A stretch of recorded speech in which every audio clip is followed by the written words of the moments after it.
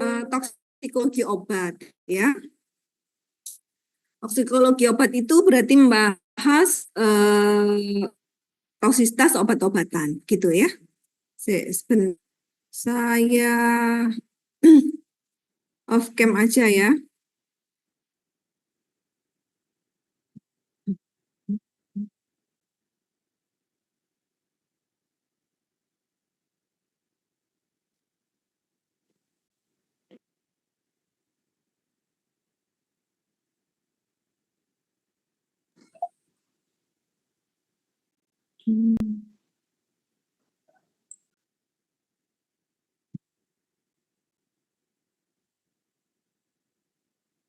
Nggak bisa off cam, ini mana ini?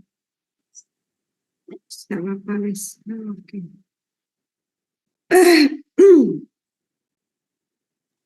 Baik ya. Kalau kita membahas tentang toksikologi obat, tentunya berkaitan dengan obat-obat apa saja yang menyebabkan timbulnya suatu toksitas ya. Pada dasarnya ya, obat itu racun. Jadi obat itu memang berpotensi menjadi racun kalau pemakaiannya tidak rasional. Pemakaian obat itu harus benar, ya. Benar itu tepat, rasional, tepat dosisnya, tepat cara pemberiannya, ya, tepat penyakitnya, ya, semua harus tepat. Nah, kalau tidak tepat, karena memang pada dasarnya obat itu adalah racun, namanya farmakon. Obat.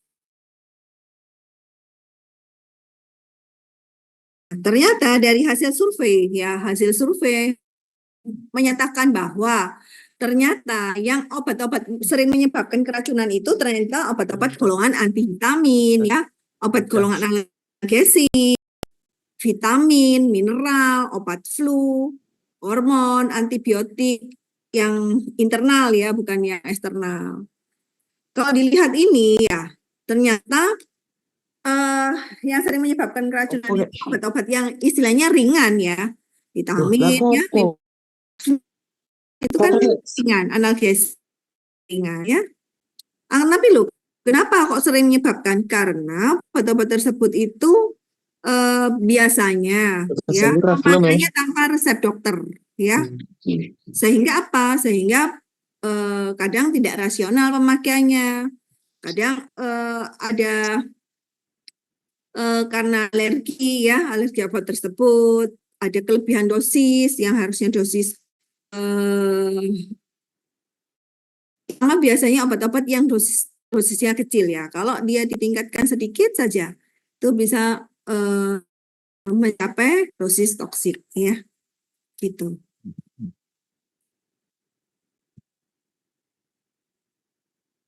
Nah, apa saja yang mempengaruhi faktor-faktor toksisitas? Faktor yang mempengaruhi ada banyak ya, ada banyak. Antara lain apa? Komposisi, dosis, untuk pemberian, metabolisme toksik, kondisi kesehatan, usia kematangan, kondisi nutrisi, genetik, kelamin, lingkungan. Ini faktor-faktor yang mempengaruhi toksisitas. Kenapa? Pertama, misalnya komposisi. Komposisi mempengaruhi komposisi obat itu biasanya ya ada yang obat itu terdiri dari bahan aktif tunggal ya. Terus ada juga yang terdiri dari beberapa bahan aktif. Nah, ini kalau yang terdiri dari biasanya obat-obat yang dibuat puyar ya, itu harus hati-hati apakah obat-obat tersebut itu efeknya saling sinergis ya, atau saling potensiasi, saling melebihkan potensi sehingga efeknya berlebih ya. Jika efek berlebih yang timbul bukan efek terapi tapi efek toksik ya. Kemudian dosis ini berhubungan dengan eh, letal dosis 50 suatu obat, ya, atau dengan indeks terapi obat. Indeks terapi obat itu apa? Indeks terapi obat itu adalah perbandingan antara efektif dos dengan letal dos, ya. Efektif dos 50 yang bagaimana? Dosis di mana 50% hewan coba yang dilakukan itu menunjukkan efek terapi. Kalau letal dos menunjukkan efek letalnya, ya. Dosis yang bagaimana? Dosis yang indeks terapinya sempit, ya. Kalau indeks terapinya sempit, maka antara dosis terapi dengan dosis letalnya itu dempet atau sempit atau dekat, sehingga berlebih dosisnya sedikit akan mendekati dosis letalnya, gitu, ya. Atau dosis-dosis yang diberikan dalam dosis yang kecil itu sudah menyebabkan efek, itu juga harus hati-hati. Apa misalnya? Misalnya ya, loperamid. Apa loperamid itu? Loperamid itu kan isinya obat Imodium. Mungkin Anda tahu ya Imodium untuk apa ya, anti diare. Itu kan kecil sekali ya, kecil sekali. Tapi sudah menimbulkan efek. Dia termasuk golongan opioid ya. Jadi kalau dosisnya kecil sudah menimbulkan efek, kelebihan dosisnya akan berlebih, itu memungkinkan ke efek letal gitu ya. Kemudian rute pemberian. Rute pemberian, kenapa rute pemberian kok mempengaruhi, salah satu faktor yang mempengaruhi toksisitas? Karena penting rute pemberian itu ya. Rute pemberian yang intravena dengan peroral ya, itu akan berbeda ya tingkat toksisitasnya. Jadi yang pemberian intravena itu akan lebih toksik ya, lebih toksik daripada yang peroral atau topikal. Kecuali topikal yang diberikan pada luka terbuka ya. Itu lebih bahaya daripada oral ya. Nah, kalau yang intravena, kenapa kok bahaya? Karena dia begitu diberikan dia akan langsung terdistribusi. Sehingga jika dosis berlebih akan sulit untuk mengeluarkan ya, karena sudah masuk ke distribusi ke aliran darah begitu. Kemudian apalagi metabolit toksik, kondisi kesehatan, usia kematangan, kondisi nutrisi ya. Ini semua berhubungan dengan metabolisme obat ya, metabolisme obat. Metabolit toksik itu kalau obat tersebut di metabolisme menjadi metabolit toksik ya. Apa misalnya? Jarang sih sebetulnya ya obat yang di metabolisme menjadi metabolit toksik ya. Tapi ada parastamol itu kan di metabolisme menjadi metabolit toksik, sehingga juga harus hati-hati. Kemudian kondisi kesehatan, usia kematangan, kondisi nutrisi, ini juga berhubungan dengan metabolisme. Kenapa? Kalau Anda ingat farmakokinetik obat itu kan terdiri dari absorpsi, atme ya, distribusi, metabolisme, dan ekskresi. Metabolisme obat itu diperlukan untuk apa? Metabolisme obat diperlukan untuk supaya obat itu dibuat jadi inaktif ya. Jadi kalau metabolismenya cepat, maka obat tersebut cepat dibuat inaktif. Tapi kalau metabolismenya lambat, obat tersebut lambat untuk dibuat inaktifnya, begitu ya. Nah, apa hubungannya dengan kondisi kesehatan, usia kematangan, dan kondisi nutrisi? Kenapa berhubungan dengan metabolisme? Karena pada kondisi kesehatan, misalnya kondisi sakit, usia kematangan misalnya orang tua atau yang masih bayi, atau kondisi nutrisinya yang kurang, itu metabolismenya akan turun ya. Kalau metabolismenya turun, maka kalau minum obat itu lambat dibuat inaktifnya. Kalau metabolismenya lambat. Kalau dibuat inaktifnya lambat, maka apa? Dia masih dalam fase aktifnya itu lebih lama, lebih banyak. Sehingga apa yang terjadi? Yang terjadi kalau obat itu ujung-ujungnya ya kalau indeks terapinya sempit ya akan berbahaya, akan menjadi dosis letal gitu. Kemudian genetik. Kenapa juga merupakan faktor yang mempengaruhi toksisitas? Karena dengan genetik tertentu, misalnya hemofilia, itu sebentar ya.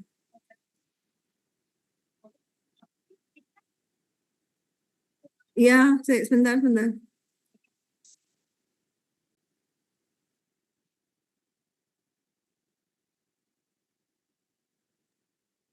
Loh, masih cek ya?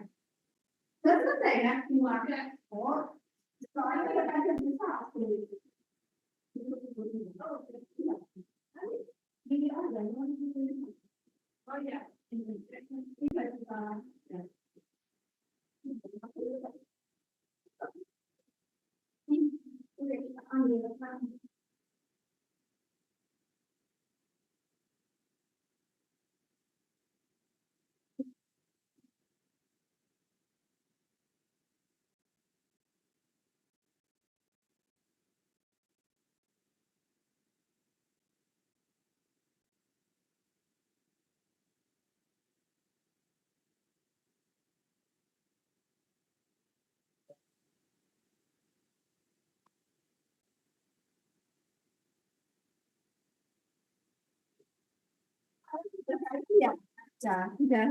Sudah apa?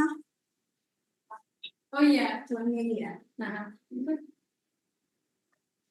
sudah sudah. Sini, nggak apa-apa. Sini, nggak apa-apa.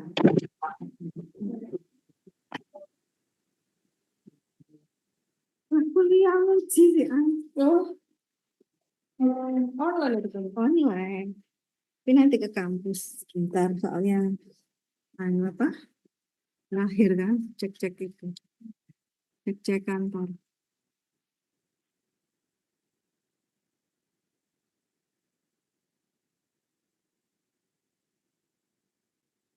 Saya lanjut ya, eh, genetik ya juga berpengaruh. Kenapa? Karena dengan genetik tertentu akan menyebabkan toksisitas pada obat-obat tertentu. Misalnya apa? Misalnya obat genetik orang yang hemofilia ya.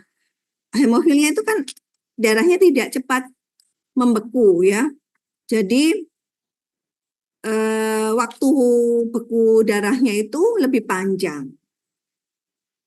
Apa yang ini pada obat yang seperti apa? Obat-obat yang mempengaruhi waktu pembekuan darah. Apa contohnya? Obat-obat antikoagulan ya itu kan obat yang menghambat pembekuan ya dengan efek samping perdarahan. Kemudian obat-obat NSAID ya. NSAID itu obat-obat yang bekerjanya juga akan mempengaruhi terumbukan, di mana terumbukan itu mempengaruhi pembekuan darah. Jadi efek sampingnya juga perdarahan, sehingga hati-hati pada orang-orang tertentu tersebut ya dengan genetik tertentu akan memperparah efek samping atau efek utama dari obat tersebut gitu ya. Kelamin, jenis kelamin. Misalnya kelamin itu antara laki dan perempuan berbeda dalam hal apa? Dalam hal eh, konsentrasi lemaknya ya. Ada obat-obat yang larut lemak itu akan berbahaya pada betina ya karena betina lebih banyak lemaknya gitu ya. Kemudian lingkungan misalnya lingkungan dingin, lingkungan panas. Panas itu kalau suhu panas itu metabolisme lebih cepat. Kalau dingin metabolisme lebih lambat. Maka yang akan lebih berpengaruh eh, tergantung ya obatnya apa dulu. Kalau dia di metabolisme menjadi apa jadi inaktif ya, maka lingkungan yang dingin itu akan mempengaruhi metabolisme lebih rendah. Sehingga apa? Sama dengan tadi ya, pada kondisi kesehatan, pada keadaan sakit, usia kematangan yang orang sudah tua, kondisi nutrisi yang malnutrisi, itu metabolismenya rendah. Sehingga apa? Sehingga pada obat-obat tertentu dengan indeks terapi sempit itu akan menyebabkan peningkatan toksisitas gitu ya. Itu faktor-faktor yang mempengaruhi. Kemudian faktor yang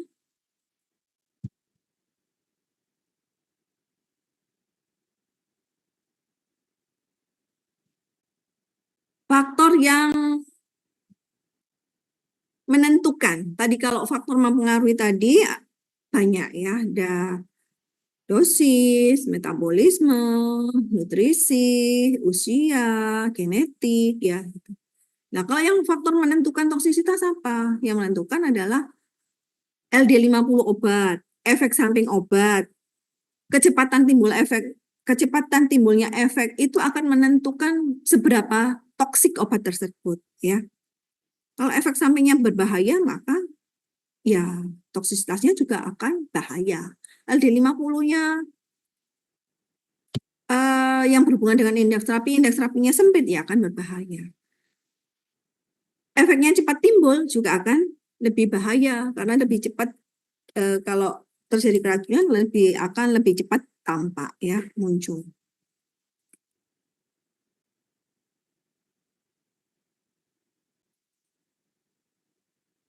Nah, ini tadi ya dikatakan indeks terapi itu kan perbandingan antara LD50 dengan ED50. Makin besar, makin lebar, maka makin lebar suatu indeks terapi, maka dikatakan semakin aman. Terus tadi rute pemberian, tadi kan juga berpengaruh mempengaruhi ya toksisitas obat.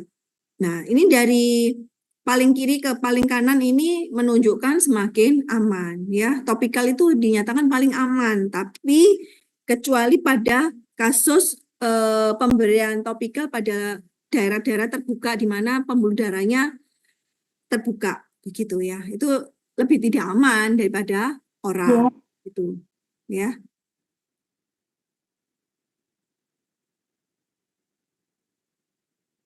Kemudian tadi LD50 kenapa berpengaruh?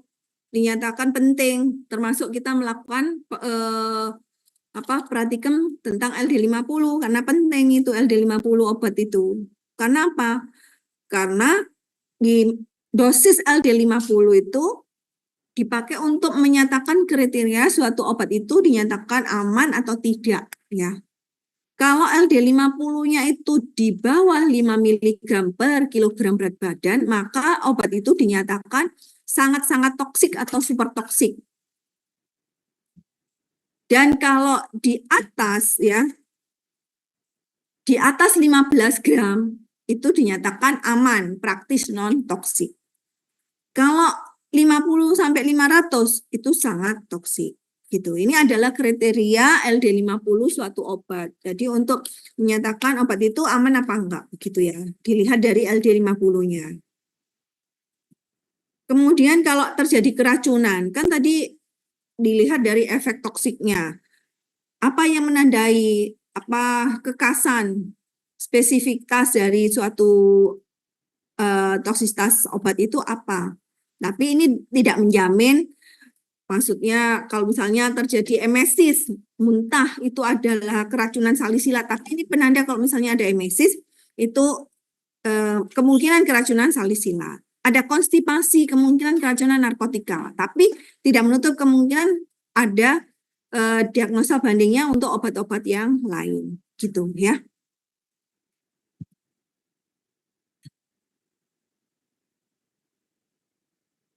Terus kemudian kalau terjadi keracunan obat, termasuk keracunan apapun ya, bagaimana cara penanganan keracunannya ya? Pertama yang harus diperhatikan adalah fungsi respirasi. Tanda hidup suatu manusia itu apa ya? Jadi fungsi respirasinya, fungsi kardiovaskulernya itu harus ditolong dulu kalau ada kelainan. Terus ada gejala SSP, terus baru kemudian gejala lain, baru kemudian ditentukan racun apa. Untuk apa ditentukan racunnya apa? Untuk diberi antidot apa yang tepat. Karena antidot itu spesifik untuk racun tertentu, gitu ya. Nah, cara penanganan keracunan obat secara umum itu ada beberapa macam caranya. Sama dengan cara penanganan keracunan dengan racun-racun yang lain. Di obat pun ada penanganan keracunan secara umum. Caranya bagaimana? Ada dengan pencucian, cuci lambung, diberi emesis ya. Diberi emesis itu diberi obat atau dibuat suatu cara supaya muntah gitu ya. Diberi absorben untuk menyerap racunnya, diberi katartik pencahar supaya keluar, demulsen, diberi demulsen, diberi dekontaminasi topikal, terus kemudian ditingkatkan eliminasi zat toksiknya, dan terakhir diberi antidotnya yang spesifik apa gitu ya. Sekarang pencucian lambung, cuci lambung. Cuci lambung itu diperuntukkan jika racunnya itu masih di lambung. Pencuciannya itu masih di lambung. Kira-kira berapa lama kalau racun itu di lambung? Racun masih di lambung itu masih sekitar belum lebih dari 4 jam ya, masih di lambung, itu bisa dilakukan pencucian lambung. Tapi kalau sudah masuk di usus itu tidak bisa ya. Dan dilakukan pencucian itu jika pasiennya itu tidak sadar, tidak bisa diberi obat emesis ya. Karena tidak bisa, percuma kalau pasiennya sadar tapi terus diberi emesis, percuma. Karena refleks muntahnya sudah tidak ada karena dia tidak sadar atau setengah sadar. Kemudian refleks menelannya hilang ya. Jadi kalau refleks menelan hilang diberi obat emesis atau misalnya sirup EPK, percuma, tidak bisa. Kemudian racunnya sangat banyak dan toksik, juga tidak bisa dilakukan penyajian lambung. Juga obatnya bersifat korosif ya. Terus pasiennya kejang, itu juga tidak bisa dilakukan pencucian lambung. Terus kalau melakukan cuci lambung itu bisa air biasa, ya air biasa, kemudian dikeluarkan lagi, dimasukkan lagi cairannya lewat lambung, disedot lagi seperti itu ya. Cairan pencucian bisa air biasa, bisa NaCl fisiologis, tergantung kriteria racunnya apa ya. Ditambahkan KMNO4 kalau racunnya bersifat asam, ditambahkan asam tanat untuk mengabsorpsi, ditambahkan absorpsi, diberikan garam supaya lebih bersifat netral ya di air ya, ditambahkan HCO3 ya supaya jadi basah gitu ya. Kemudian cara penanganan racun dengan emesis itu kalau sama ya, masih di saluran pencernaan. Obatnya diberi apa? Diberi sirup EPK ya, diberi apomorfin, obat-obat yang menyebabkan atau merangsang muntah ya. Atau bisa juga kalau tidak ada sirup EPK atau apomorfin bisa diberikan larutan sabun ya. Atau dirangsang mekanik itu kalau manusia sih dilogok ya, dimasukkan jarinya kemudian dirangsang supaya muntah. Tapi kalau hewan mungkin tangkuknya itu di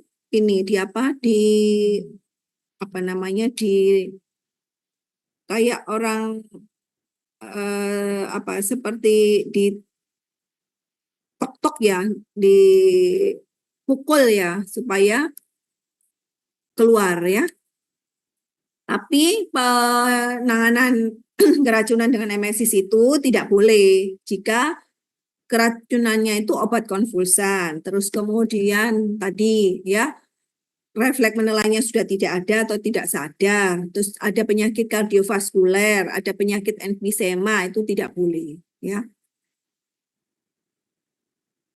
Terus kemudian cara penanganan keracunan dengan pemberian absorben, jadi suatu zat yang dapat menyerap racun, itu juga ada syaratnya. Kalau racunnya itu larut ya, larut air atau jumlahnya juga sedikit. Kalau banyak sih tidak bisa ya.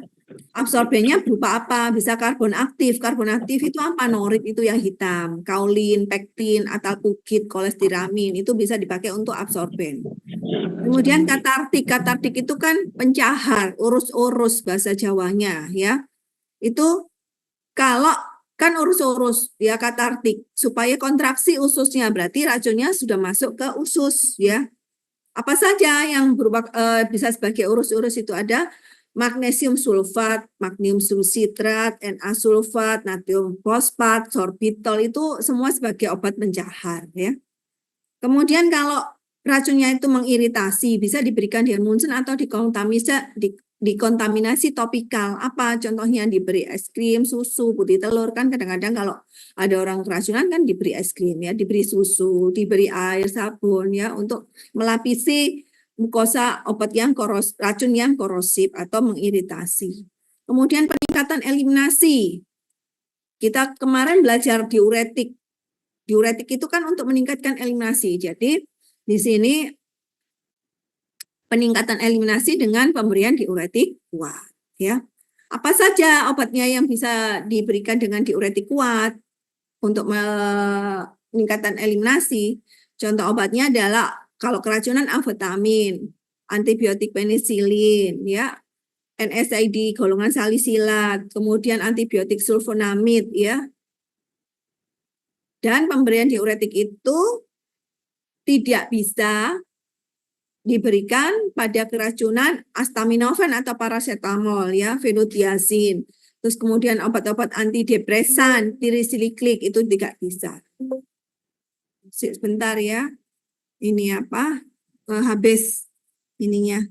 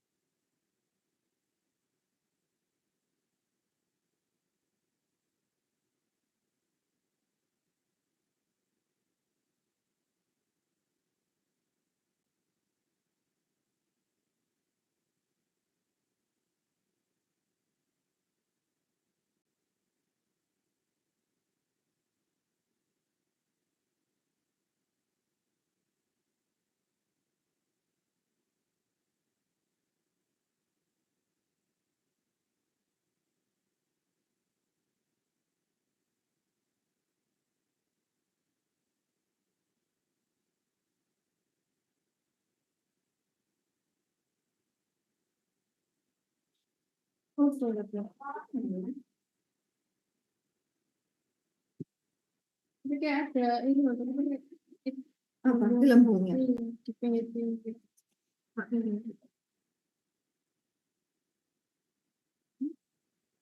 Tapi coba dulu. Ya.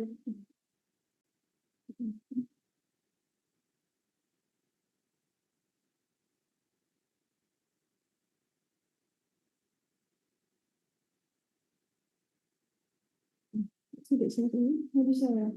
Oh, coba lagi sidik sini.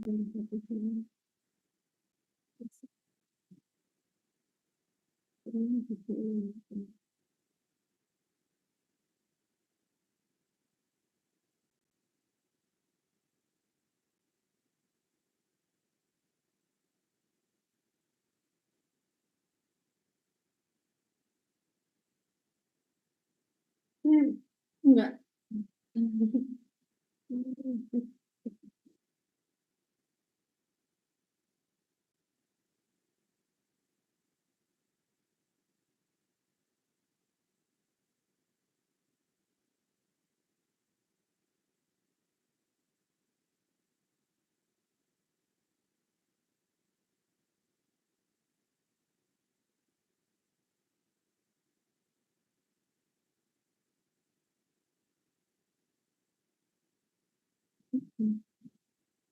Masih ada? Iya. Ini hari lalu. Soalnya kan sih. Enggak lama. Enggak.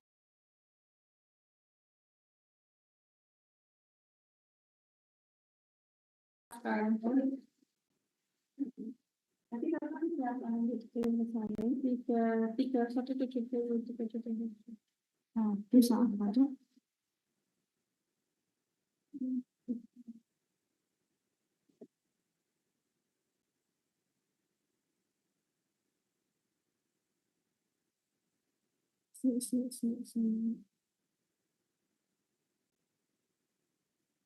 Bentar ya. Ini apa? Nggak nutut.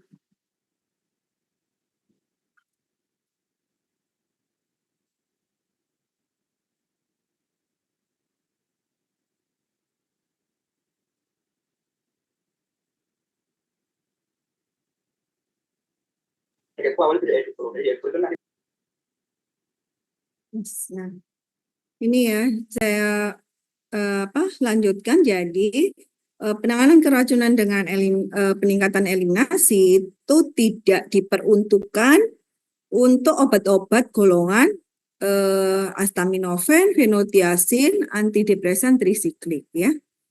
Kemudian selain dengan diuretik kuat ya, untuk meningkatkan eliminasi bisa dengan cara dialisis ya, cuci darah, atau juga pengasaman atau pembasahan urin.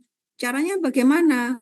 Kalau kita tahu obatnya itu bersifat basa, maka urinnya diasamkan ya, diasamkan dengan cara apa? Diberi obat-obat yang sifatnya asam ya. Contohnya apa? Vitamin C, ditambahkan vitamin C. Tapi kalau obatnya bersifat tadi kalau obatnya bersifat basa ya, ditambahkan pengasaman ya. Pengasaman apa? Contohnya obat yang bersifat asam vitamin C. Kalau obatnya bersifat asam ya, misalnya sulfonamid itu sifatnya asam atau salisilat. Maka urinnya dibasahkan dengan diberikan obat yang bersifat basa apa misalnya Na bikarbonat itu sifatnya basa gitu ya. Jadi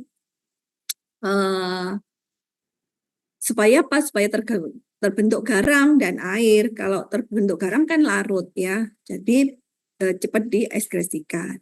Kemudian yang terakhir, pemberian antidot. Antidot itu anti racunnya. Jadi antidot itu kerjanya macam-macam. Ada yang bekerja secara kimia, ada yang berhubungan dengan reseptor, ada yang bersifat disposisional atau fungsional ya. Kalau reseptor itu yang lebih susah karena harus eliminasi atau menyingkirkan racun itu dari reseptornya seperti kemarin ya, pratikem, toksisitas, pestisida. Nah, pestisidanya sudah terlanjur menempati reseptor, diberikan antinya, anti muskariniknya, kan dia reseptornya muskarinik, menempati reseptor muskarinik sehingga untuk menyuruh ya atau menghilangkan obat itu dari reseptornya itu perlu waktu ya. Gantung komposisi reseptor dengan jumlah reseptor dengan racunnya dan anti racunnya gitu ya. Ini contoh-contoh antidot spesifik untuk racun-racun tertentu ya. Kalau kemarin kita menggunakan atropin untuk apa? Untuk keracunan pestisida atau obat-obat yang kerjanya menghambat inhibitor kolin esterase. Pestisida itu kan menghambat kerja kolin esterase ya. Kemudian kalau ada kejang ya, terus ada stimulusan SSP menyebabkan kejang ya, itu bisa diberikan antidotnya diazepam. Kemudian ada hipoglikemik ya, diberikan dextrose. Terjadi anafilaksi shock ya, shock karena tekanan darahnya terlalu rendah ya, maka diberikan adrenalin. Terjadi hipotensi ya, bisa diberikan dopamin juga ya, atau bisa diberikan adrenalin juga bisa. Atau racunnya opioid kan, kalau pada manusia kadang ada yang keracunan morfin ya, maka diberikan antidotnya naloxon ya. Terus kemudian terjadi keracunan obat-obat hipertensi, diberikan antihipertensinya apa? Bisa pakai nitrofuransid ya. Kemudian racunnya heparin. Heparin itu kan obat antikoagulan. Bisa diberikan antidot spesifiknya adalah protamin sulfat. Atau keracunan antikoagulan oral misalnya warfarin ya. Beda, tadi kalau heparin itu kan juga antikoagulan, tapi dia kerjanya di antitrombin 3 sehingga antinya adalah protamin sulfat yang bekerja juga pada antitrombin 3. Tapi antikoagulan oral dia menghambat sintesis vitamin K sehingga antidotnya ya vitamin K. Kemudian acetaminophen atau paracetamol. Antidot spesifiknya apa? Dia akan acetaminophen atau paracetamol itu membentuk radikal bebas NABPGI ya, sehingga kalau terjadi radikal bebas harus ada pengikatnya, bisa diberikan asetil sistein gitu ya. Sekarang kita masuk ke keracunan masing-masing obat. Kita masuk ke keracunan acetaminophen atau paracetamol ya.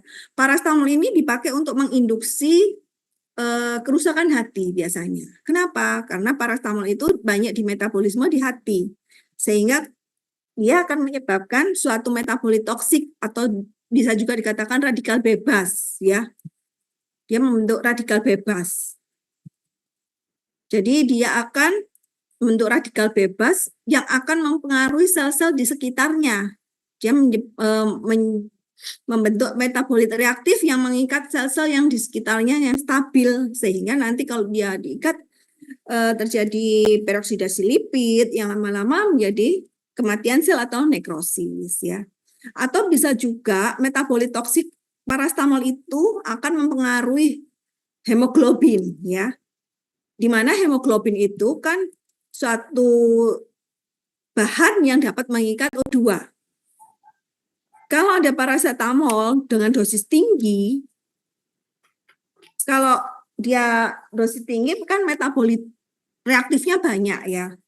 Harusnya kalau pada dosis rasional atau efektif atau dosis terapi masih bisa dinormalkan kembali oleh yang namanya enzim methemoglobin reduktase atau yang merupakan kofaktor dari glutathione. Tapi kalau banyak tidak bisa dinormalkan lagi menjadi hemoglobin yang mengandung O2 yang bisa mengikat O2 ya. Sehingga dia dalam bentuk methemoglobinemia atau dalam keadaan hemoglobin yang tidak bisa mengikat O2 karena metabolit reaktifnya terlalu banyak yang sehingga tidak bisa dinetralkan kembali oleh hemoglobin reduktase gitu ya. Nah, ini kalau terjadi toksisitas paracetamol pada dosis toksik ya.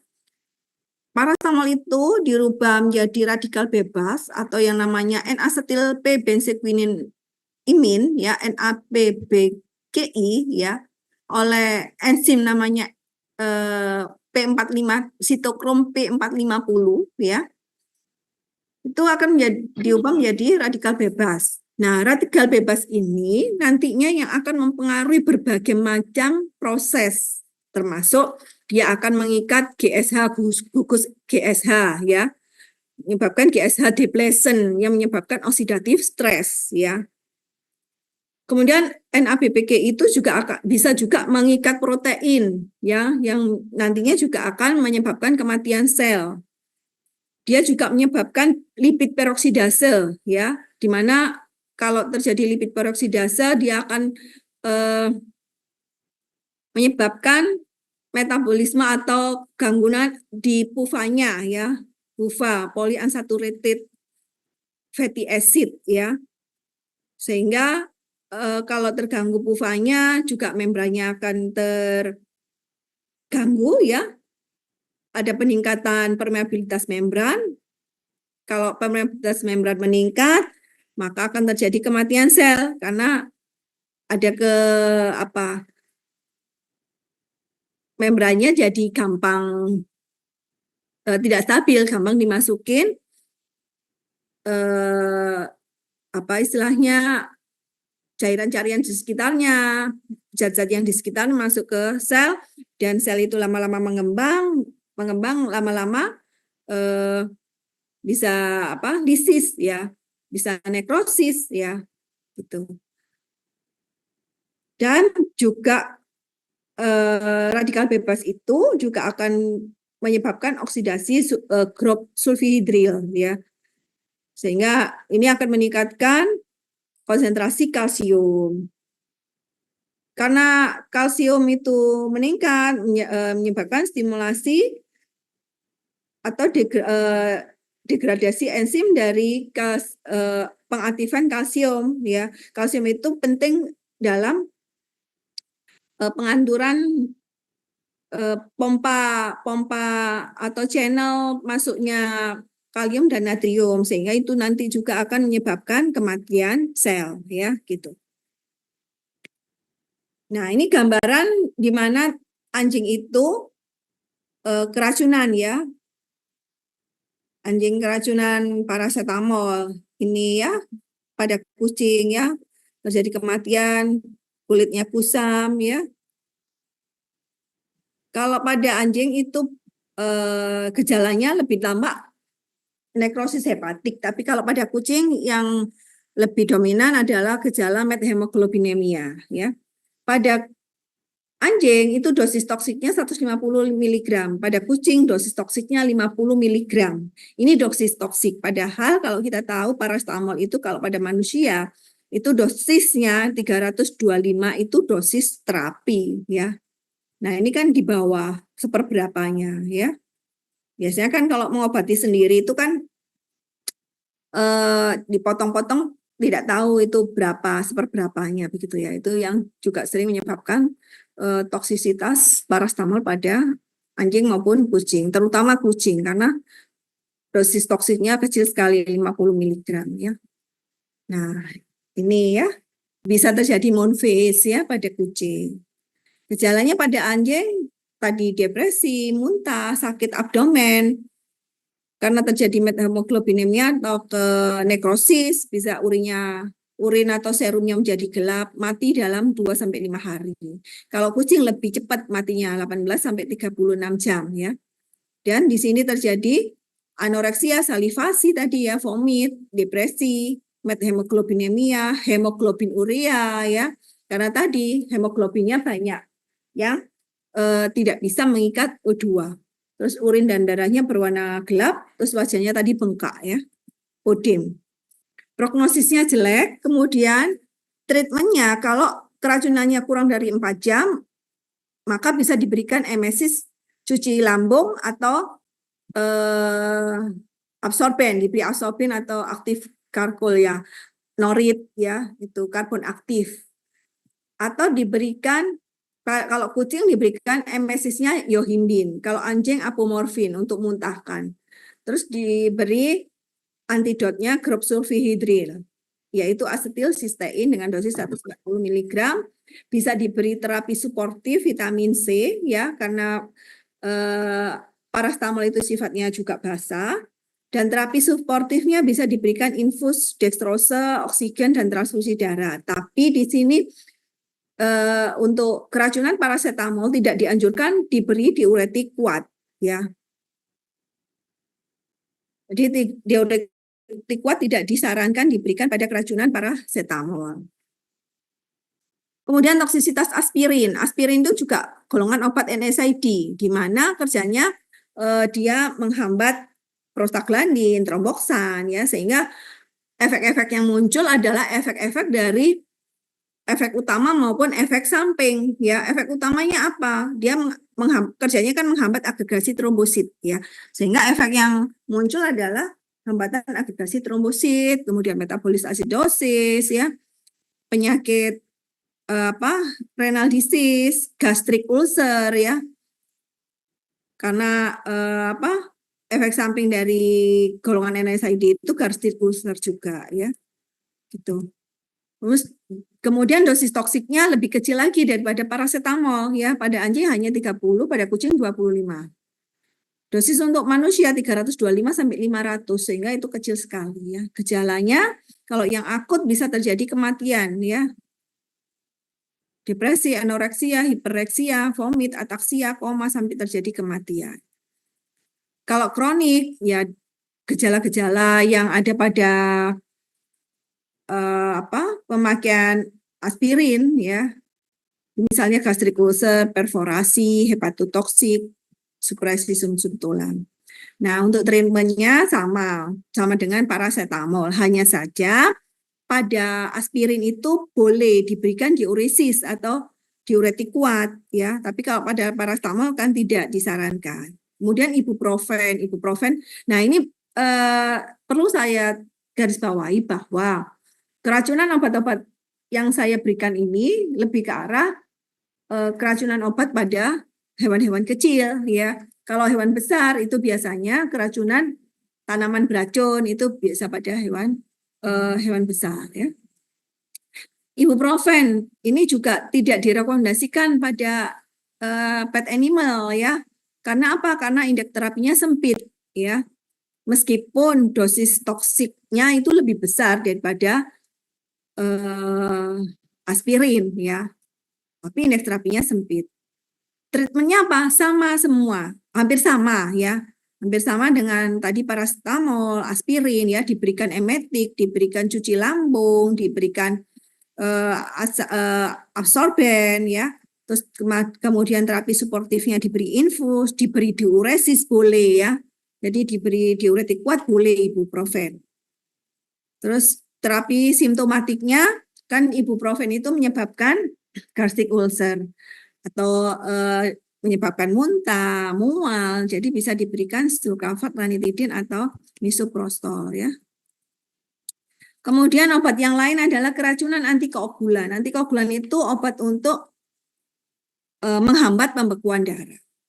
Antikoagulan ini yang dimaksud adalah antikoagulan oral yang kerjanya menghambat sintesis vitamin K. Sehingga apa? Sehingga nanti antidotnya adalah pemberian vitamin K ya. Ini dosis toksik untuk anjing dan kucing. Dan yang perlu digarisbawahi adalah pada keracunan antikoagulan itu kan dia merupakan obat antikoagulan, anti pembekuan darah. Sehingga apa gejala yang muncul? Semua ada darahnya, hematemesis, muntah darah, urinnya ada darahnya, hemoragi ya. Matinya itu karena hemoragi di preolar cavity di daerah paru-parunya ya. Kemudian diagnosanya berdasarkan histori atau screening dari bleeding time-nya ya, koagulasi time-nya ya itu. Treatmentnya sama ya, emesis, gumbal lambung ya, katartik, absorben, kemudian antidotnya vitamin K. Dan untuk pemberian furosemid atau diuretik tidak dianjurkan. Karena apa? Karena akan menghambat fungsi plateletnya. Itu ya. Kemudian obat yang lain keracunan antihistamin dan dekongestan. Kenapa ini diberikan? Karena obat antihistamin dan dekongestan ini biasanya obat-obat yang ada di obat-obat flu ya. Gejalanya apa kalau keracunan? Keracunan kalau gejalanya ya sesuai dengan gejala utama dari antihistamin dan dekongestan ya. Antihistamin itu kan biasanya dia menyebabkan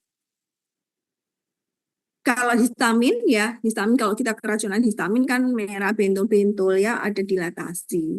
Kalau antihistamin ada kontraksi. Jadi yang muncul kalau keracunan antihistamin adalah gejala dari pemberian antihistamin itu bisa ada kontraksi, misalnya hipereksitabilitas ya, kemudian hiperaktivitas ya, midriasis karena terus ada hipertermia, bisa bradikardi atau tasikardi. Terus kemudian prognosanya baik, tapi terapinya sama ya, diberikan emesis, karbon aktif, infus, ini untuk terapi suportifnya ya. Kalau ada hiperaktif diberi obat sedatif. Biasanya diazepam atau penobarbital.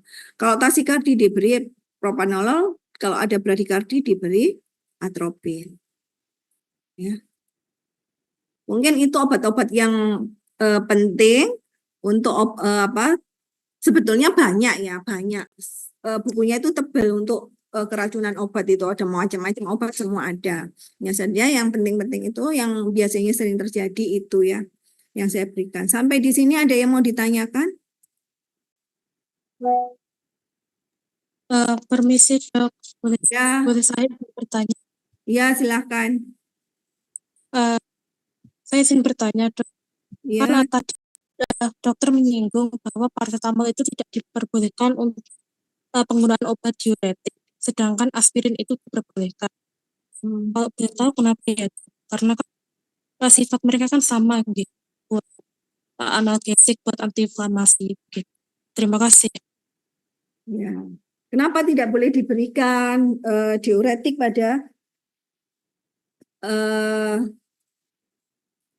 pada keracunan paracetamol Paracetamol.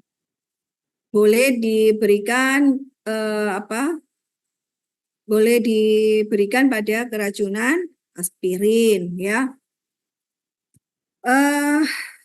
Mekanisme kerja paracetamol dengan aspirin itu berbeda ya. Kalau paracetamol meskipun dia sama-sama analgesik ya, tapi berbeda dalam mekanisme kerja. Kalau paracetamol dia langsung menghambat prostaglandin ya, prostaglandinnya di pusat ya. Tapi kalau aspirin itu dia merupakan golongan NSAID. NSAID itu menghambat enzim siklooksidgenase ya. Enzim dia menghambat prostaglandin melalui hambatan siklooksigenasenya, menghambat siklooksigenase dulu baru kemudian prostaglandinnya dihambat gitu ya. Jadi mekanisme kerjanya memang berbeda. Nah, pada paracetamol kenapa tidak boleh diberikan golongan diuretik? Diuretik terutama diuretik kuat loh ya, diuretik kuat atau furosemid ya. Kenapa? Ada yang bisa menjawab? Salah satu saja.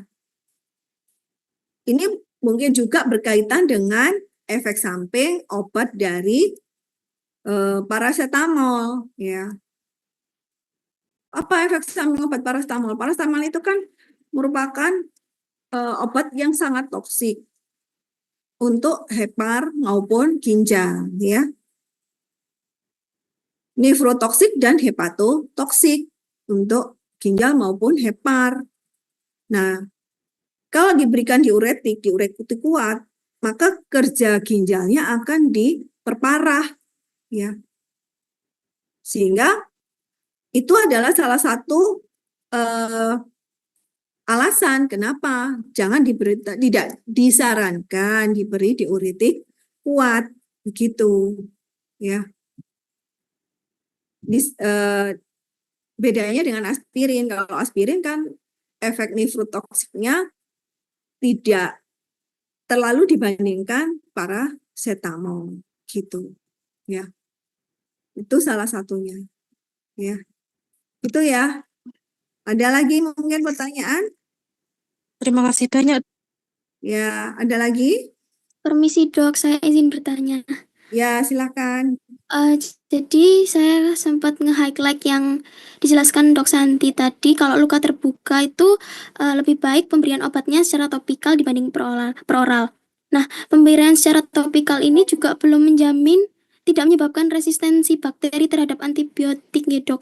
Lalu bagaimana ya dok cara mengidentifikasi resistensi bakteri setelah penggunaan antibiotik tropikal tersebut, dan untuk tingkat resistensi antibiotik pada berbagai macam cara pemberian obat itu sama atau berbeda, dok? Yang tadi saya maksudkan, cara pembelian itu semakin ke kanan, tadi kan ada IV, inhalasi, peroral, terakhirnya topikal. Semakin ke kanan itu semakin aman ya dibandingkan yang intravena ya. Kenapa? Topikal itu aman. Kalau terjadi keracunan, kelebihan dosis, tinggal dicuci saja ya. Itu sudah akan hilang. Tapi kalau IV, begitu dia masuk, langsung didistribusikan. Nah, tadi yang saya jelaskan, topikal itu kan paling aman, tapi akan berbeda pada pemberian topikal kan kadang-kadang ada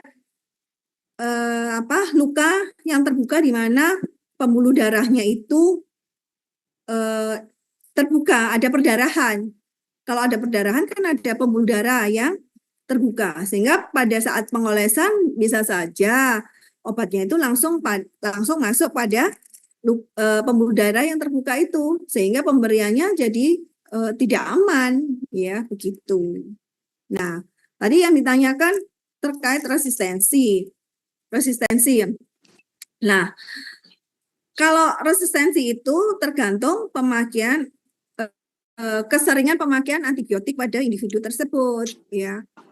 Dia sering nggak pakai antibiotik tersebut dan bagaimana pemakaiannya, apakah sesuai dengan dosisnya, apakah sesuai dengan jamnya, sehingga kalau tidak sesuai itu akan menyebabkan bakteri malah lebih resisten, ya.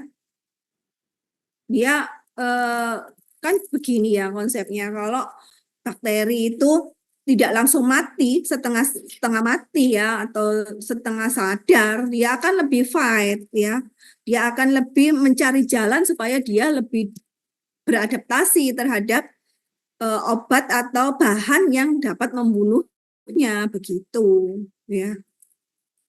Gitu Oh ya, iya, terima jelas? kasih banyak dok. Ya, baik. Ada lagi yang mau ditanyakan? Baik, kalau tidak ada, saya ini ya untuk presensinya sebentar.